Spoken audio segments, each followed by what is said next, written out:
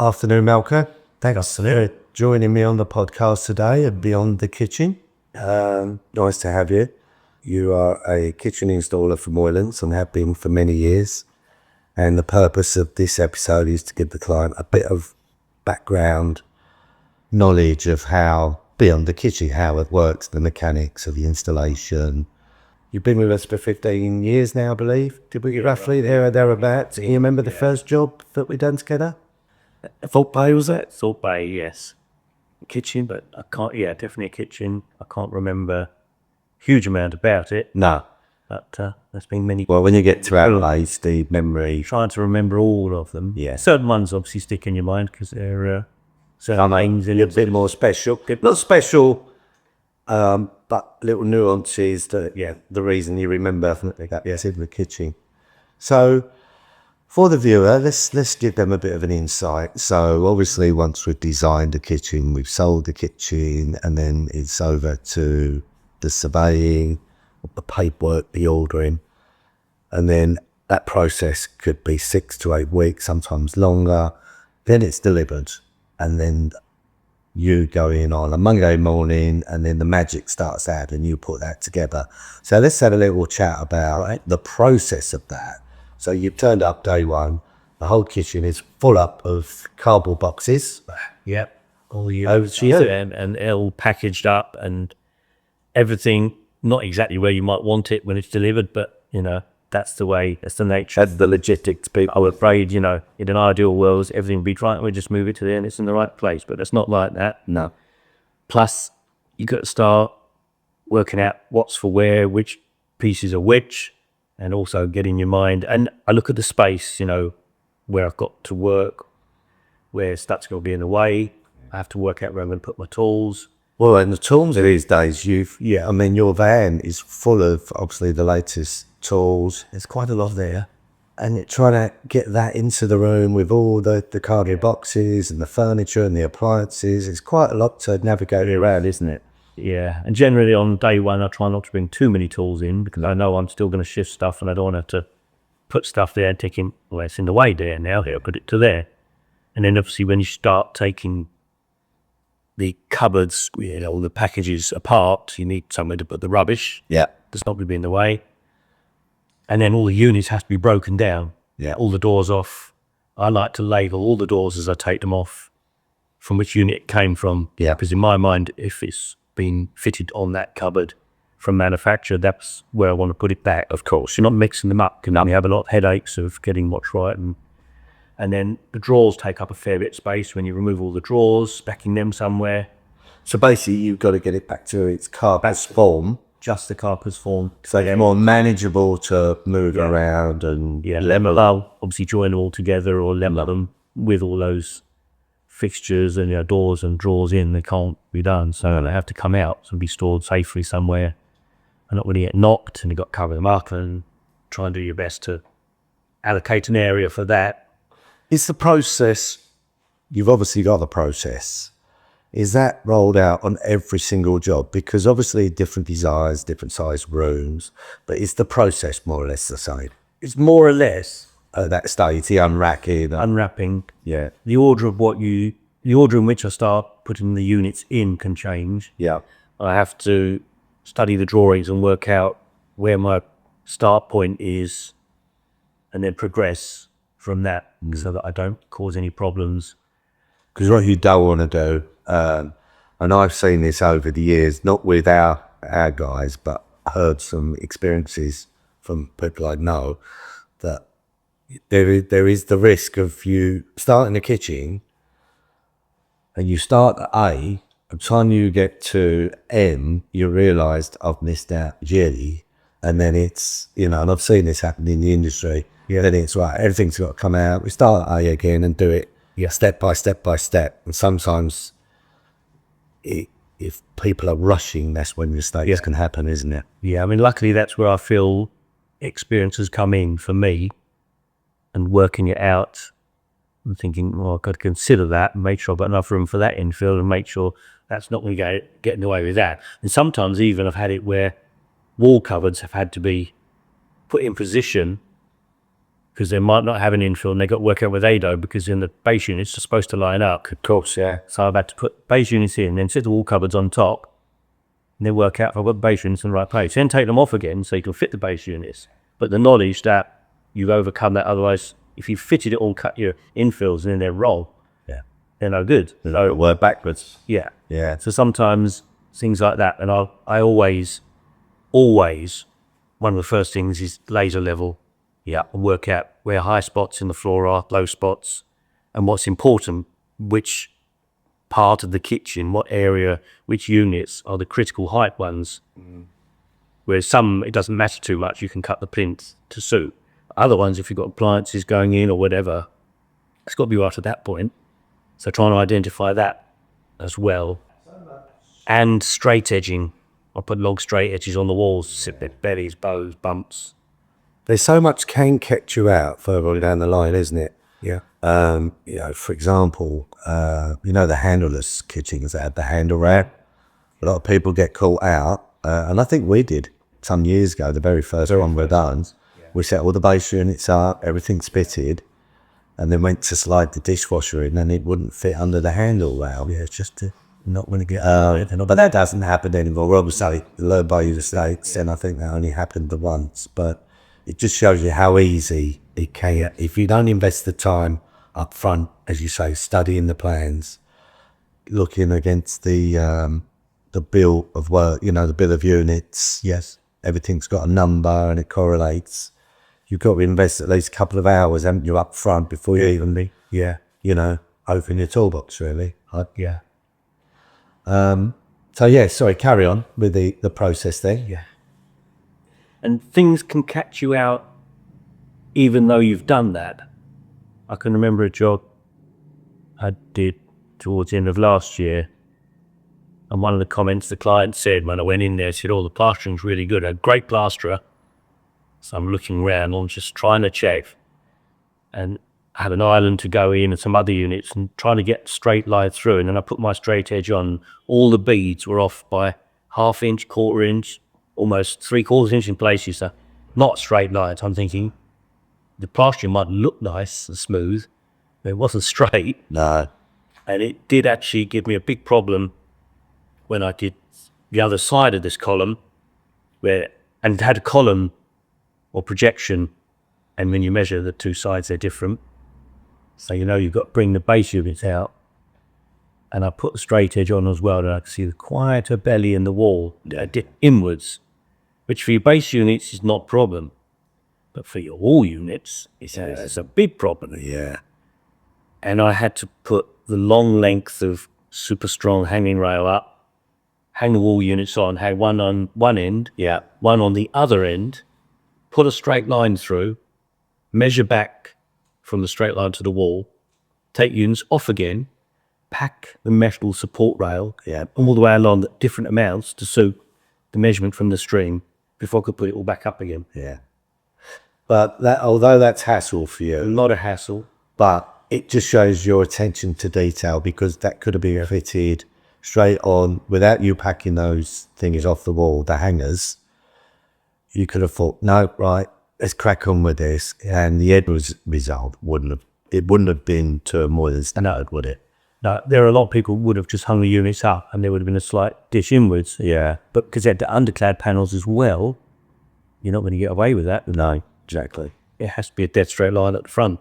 So, and the amount you have to pack it off is far more than what the adjustment on the hanging brackets is. So it was. And that's one of the problems, isn't it, when we're going into kitchens that are existing kitchens and they've had some renovations, the odd wall knocked down here, and you would think that the plastering would be perfectly plumb and square, but we live in a real world. Some of these properties are 100 years old. Yeah. Walls are never straight. So the builders themselves, struggle to get it in perfect, don't they? Yeah. If the wall's very, very bowed, they're not going to be able to get it. They're not going to do a wall, are they? No. It's just one of those things that you have to have in your mind sometimes, in the back of your mind as you're doing it. But it can add time, and you think, okay, now I've got to do this now. If I get that right before I can be doing what I wanted to do, but It's the nature of it. So it doesn't happen all the time, which is a good thing. That's a good thing, yeah. So in the process of, so you carve this down, sort of fast forwarding a little bit here, maybe 2 or 3 days, you've got recarves out, and what's the next step? Is it the appliances? Normally, it's like the taps.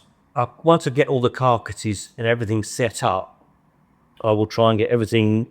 Once I'm happy that it's all straight and level, I'll get all that done before I even fix everything to the walls. Yeah, because there's no point in fixing it all. Then you've got to undo the fixings and move it a fraction. Then you can't fix where you need to. So yeah, once I've got that dead right and it's all straight, that's when the customer often sees, oh, you've done a lot. Yeah. And then from then forward, it seems to be going quite slowly. It's quite a lot of work sometimes in cutting infills or striving in panels. And there's a lot of work involved, isn't there? yeah, yeah. And then the appliances go in last, don't they, I think? Almost last, yeah. I mean, sometimes some prep work needs doing. And there's another reason they go in last as well, and it's when you're in the environment that you're working in, and a lot of the times there's other trades working in the property.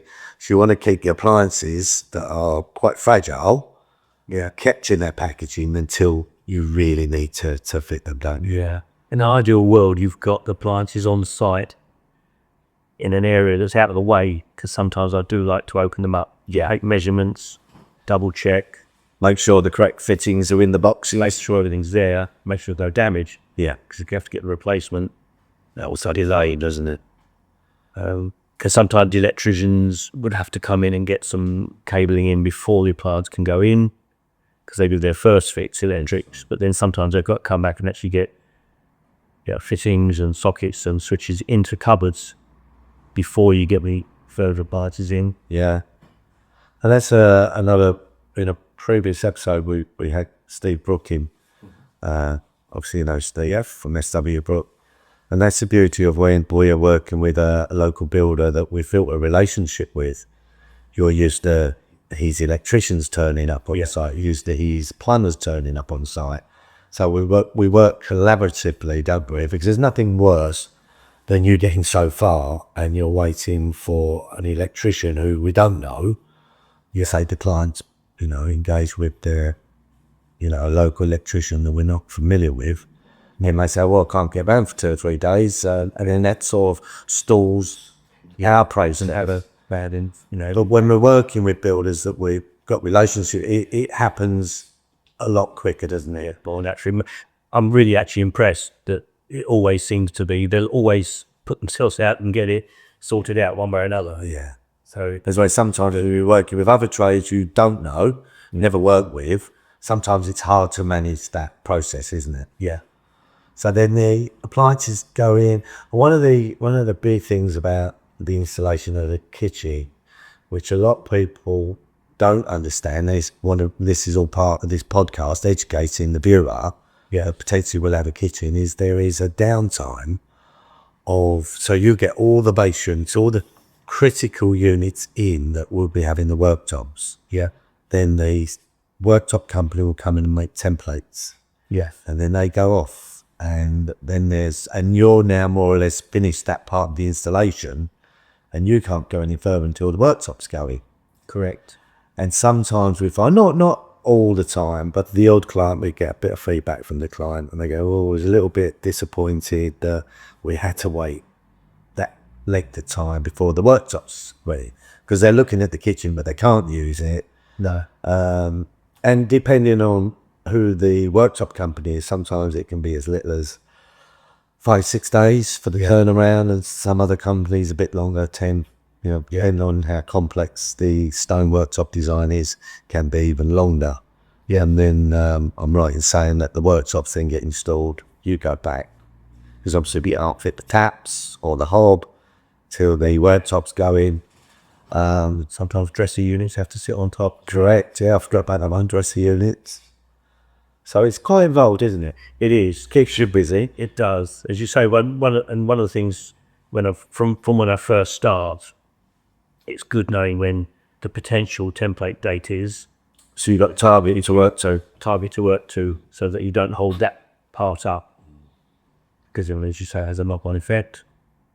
Yeah, something at a time. And would you agree with me, since the first kitchen you fitted with us a long, long time ago, nowadays the designs have got a bit more complex, the products, Yes, so that the time it takes to fit a kitchen compared to 15 years ago is a little bit longer, isn't it? definitely. Yeah. Yeah, there's some much more Intricate design. intricate and elaborate,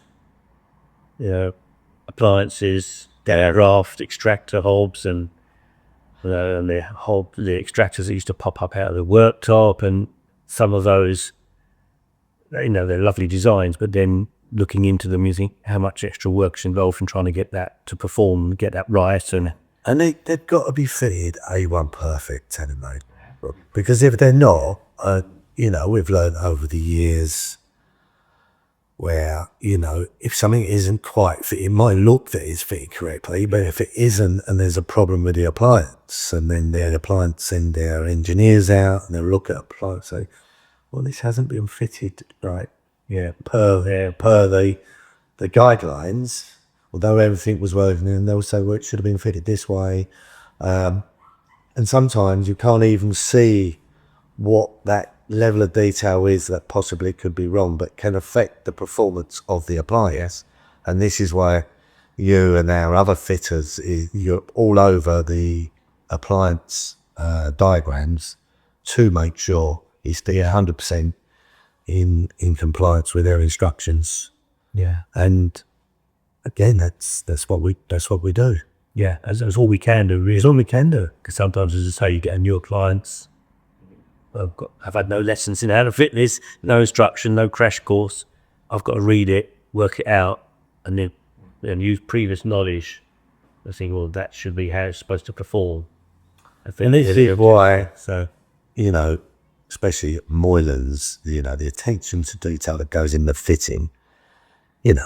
Listen, you get kitchen fitters that throw a kitchen in 3 days. yeah, But ours always takes longer because we're looking out for all those little innuendos that could catch you out. And of course, I always say this to so many people, how important the kitchen fitter's role is in that overall project.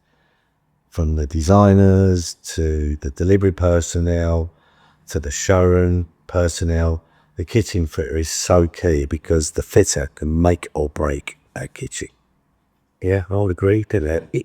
yeah, And it's true.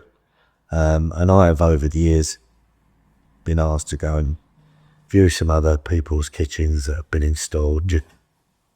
Maybe friends, and can you please come around and have a look? We've had a kitchen done, or we're in the house that's got a kitchen. Come and give us your opinion on what you think. And you look at some of these kitchens, you think, Jesus, and that really have been chucked in. And of course, I'm looking to blow our own trumpet here. We do not chuck our kitchens in, they're methodically put in with care. And rightly so, people are paying that way, our customers are paying really good money, and they deserve that attention to detail. yeah. And it's a service of what we do and what I do, and it's No, and it's a standard that we set our benchmark out, from day one really, and it's really infused into the whole culture of Moylans, the team, from the designers to the fitters, to everyone involved basically. It's all about that attention to detail, and that not only applies to the installation, but the quality of the materials that we're using, down to the plumbing connections. It's the best valves, and we don't cut corners basically.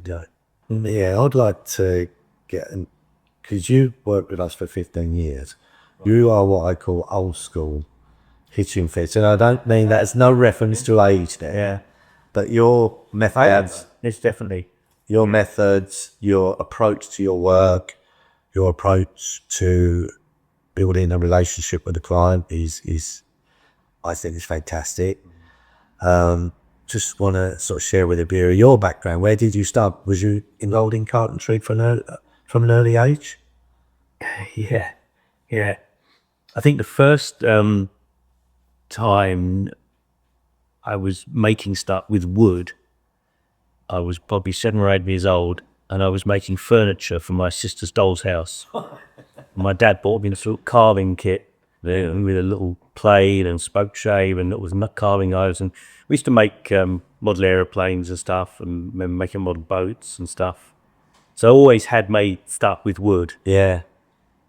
But I remember when I was at school at Southend High, our careers teacher, because when they're trying to decide what you're going to do, he said to me, "Oh, you won't make any money in woodwork. Go and join a bank or do this and that." Yeah.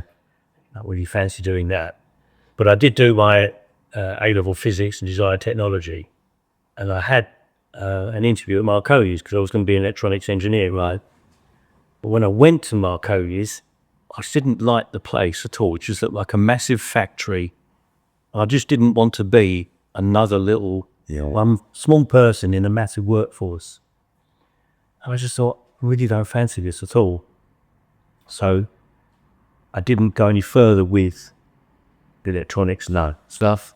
And I got myself a job at a woodwork shop. It's called Par's Woodwork Supplies in Westcliff. And I got a job in the shop there, just as a part-time job temporarily. It involved using the saws, cutting wood, serving customers. And then I went on to make worktops the old way. We used to have the chipboard, Evo stick it, lay the laminate on. Oh, laminate. You sell it, you laminate all yourself from the sheets of laminate. There you go, back. So. Yeah. We used to make pelmets, all sorts of bits and pieces. Kitchen units we started making. And then the same company had a joinery works on the other side of the road in Westcliff. And I fancied doing something different, so I got transferred over there and did a joinery apprenticeship there. Yeah. And became a wood machinist. We used to make staircases, doors, windows, all from scratch. Used to use big cutting machines, cutting logs, and huge timbers, hardwood stuff. And then from there, I left with a friend of mine when we started up a kitchen company called Elite Kitchens. Yeah. I was about 21 then. And we used to make kitchens out of the garage of where I lived with my parents. We kitted all the garage out with machinery. We made kitchens, all bespoke sizes. Yeah. We did rounded doors, we did leatherette covered doors, we did handleless stuff where you push to open.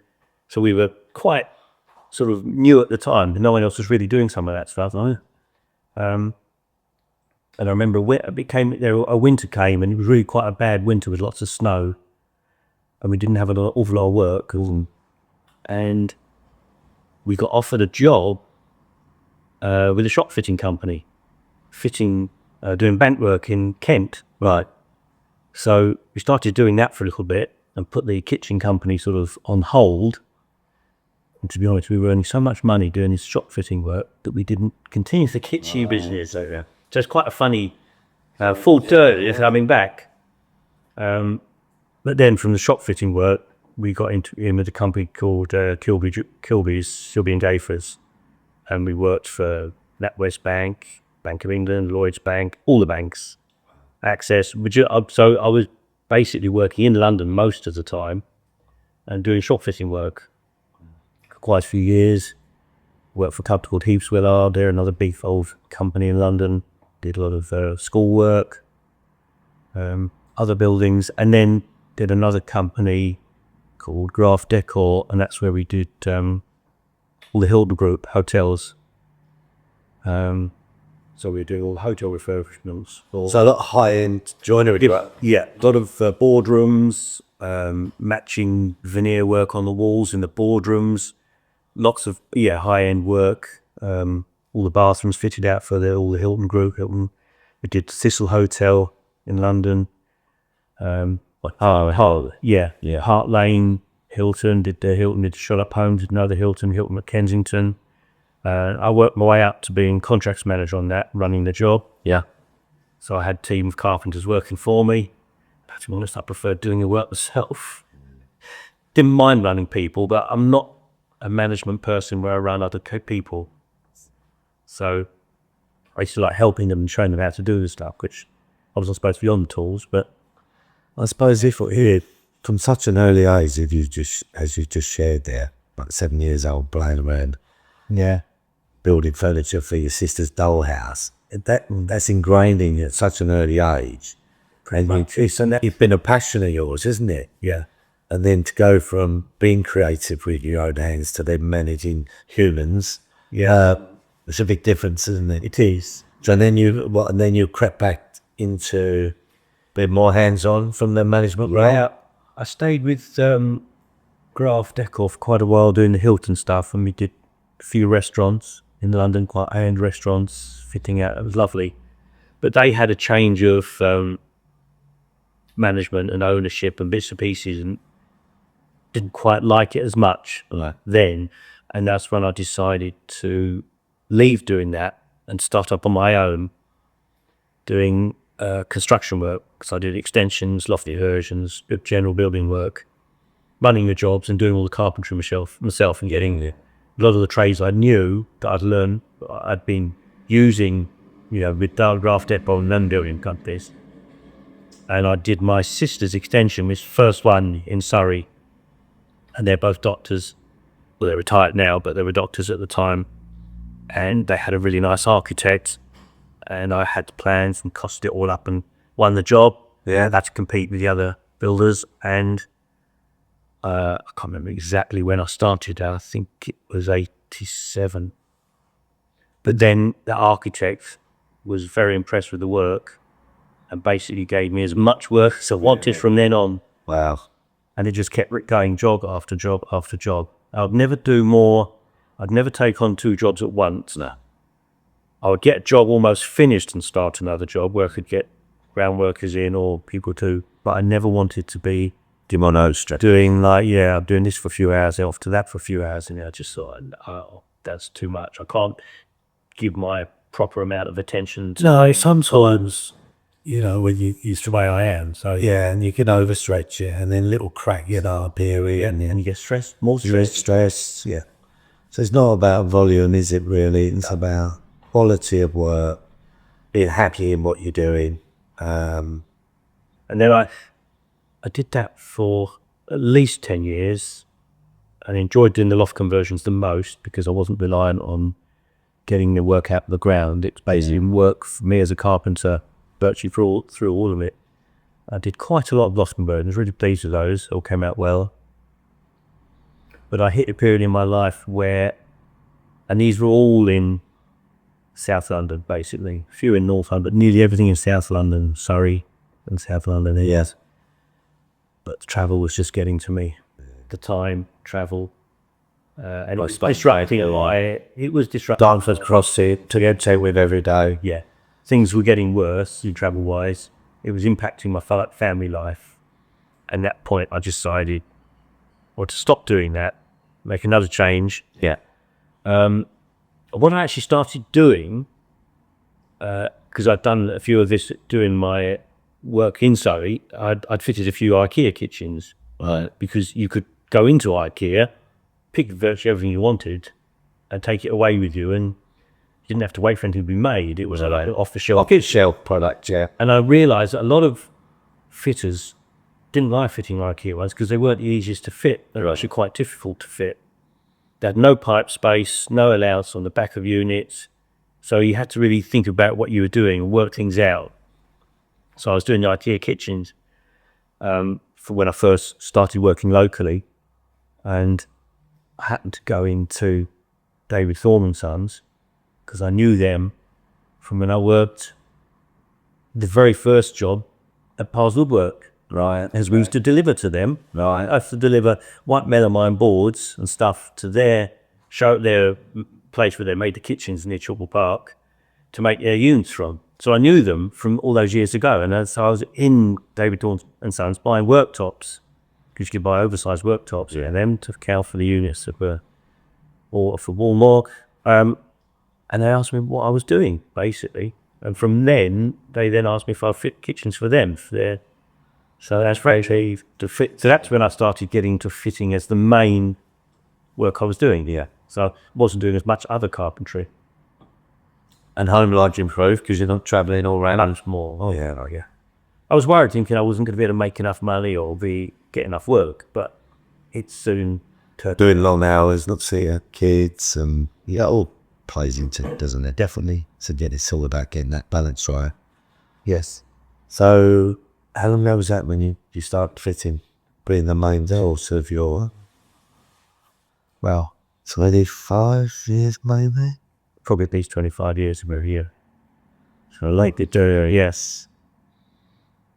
And then stayed with them for quite a long time until they wound up and retired, and that's when I came over to Moylan, basically. So when you came over to Moylans, obviously you'd, not trying to blow our own trumpet here, but you came to Moylans, you could have worked for, any other kitchen company really. What attracted you to Moylans at the time? Wanted to go somewhere where it was, because David Thorne and Sons were, they weren't super high end price wise, but they offered a bespoke service. They would do specially made sizes, but it was the way they dealt with the clients, and everything was handled very nicely. The interaction was great. They provided me as an installer, but I worked direct for the customer. Yeah. But they would always come and visit every job I did, made sure the customer was happy, which is the service they gave was a proper installation service. And they would do kitchens, some high end, some lower end, to suit lots of people, but treated everyone as if they were a proper, as if it doesn't matter if they're paying a small amount or a higher amount there. They were treated properly. So I wanted to go to another company that gave that sort of service and experience for people. And I remember now speaking to Martin Hart, and it was him that also suggested Moylans. So Martin Hart, He was also instrumental in pointing me in that direction. because Martin Hart, just to give some context to this, he's the owner of Hart Wholesale, isn't he? Yes. Local company. It's been around for, I think it was his father's business before here. Yes. So they've been around 50 years at least. And they have the main. I don't want to interrupt, but when I did Elite Kitchens with my friend Brufeld, we used to go to Martin Hart back then when it was his dad. So again, I've known Martin for a long time. So Martin, they're the main distributor for all components, kitchen related, aren't they? If you're down to a box of screws to pull out larder. Yeah. And he's sort of an oracle on the industry. He knows everyone. He knows every product that's available, not available. So he sort of recommended put you onto us, did he? He did. Right. Yes. Here we are, 15 years later. I've had some good journeys along the way. Any particular kitchen that really stands out for you that you've sort of looked back on and gone, oh, that's... It's been quite a few that I've done that I really have loved, enjoyed it, and thought that was great. And to be for different reasons, didn't you? Yes.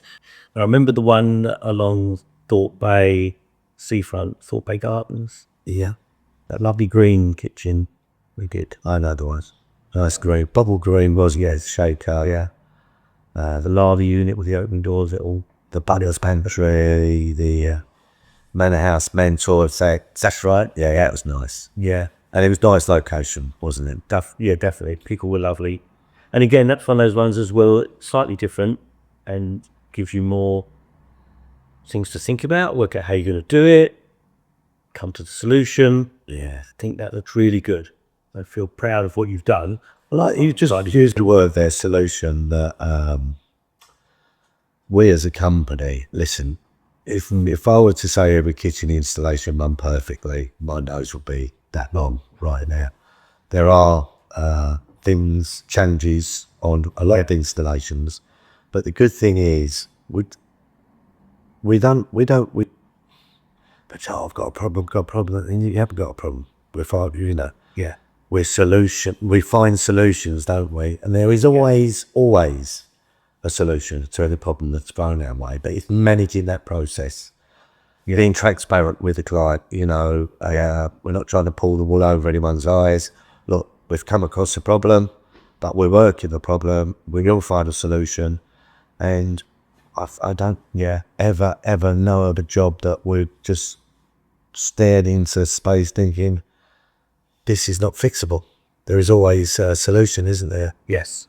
It hadn't been beaten yet. No, we haven't, have we? And it's been a long time, so it's tough. And each one's a learning curve, you know, when you face these challenges. And a lot of the time, challenges that are thrown our way are, we'll unwrap a box and it hasn't been made the way that it should have been made. And then we have to make some small amendments just to make it work. Yeah, some things are in our easily doable ourselves, other things not so easy. You know, it's worked well for this long. And this year, we've got lots of work booked in. So we're still going to keep you busy for a long, long time, depending on how long you want. Because you must have been in the industry now, Malcolm. Sorry to be personal. How many years is it? Oh, it's probably, It's got to be 40 years. You're getting over 50, is it?